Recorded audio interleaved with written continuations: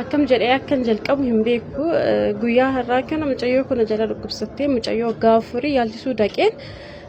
sa'aatiin misaatis hin geenye ture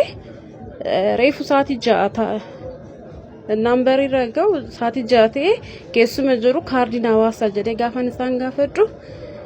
misaan ga'een baana hin baasnu jedhan mucayyoo kun baay'ee dhukkubaatoo ture asii ol jechaan ture amma asii ol deebisaa turte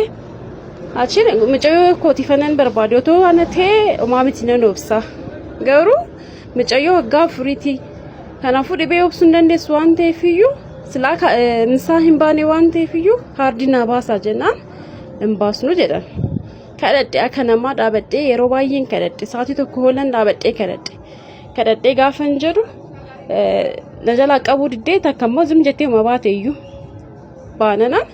otoo kan keete akkas goota jedhee gaafan duuba deemee too isheetti dubbadhu akkam isheetti dubbatta jedhanii indoom iyyaalu jedhanii immoo warri narsoonni achi keessa jiran bahanii too admaan irratti godhan mucayyoo waggaa afurii hin yaallu jedhanii jechuudha. Kanaaf qaama ilaallatu akka deebii nuuf kennu barbaada jechuudha. Deebiseetu immoo gudii keenya kanas immoo akka homtuun jalaan argine jedhanii innaan asitti viidiyoo waraabuyyuu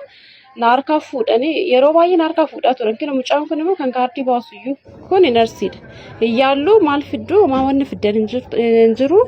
deema qaama ilaallatutti nu kassasiin an jedhan. Kanaaf yeroo baay'ee irraa fuudhanii turan iyyuu yeroo viidiyoo waraabu na harkaa butee ture mucaan uffata diimaa uffatu kina tishartii diimaa uffatu kun jechuudha. Kanaaf qaama ilaallatutti akka naageessitanii barbaada warri mugarjistan immoo warri kaardii baasan akkamittiin akka nama keessummeessan baay'ee beektu waan ta'eef akka gaafannu sinin jedha wanti kun sirrachuu qaba eenyumti keenya iyyuu dhukkubsanneetu deemna yookiin daa'ima keenya dhukkubeeti kan deemnu malee kun iddoo bashannanaa yookiiniif immoo yeroo nuti tole kan deemnu miti jechuudha. Intalli kaardii baastus na harkatti qabdee yeroo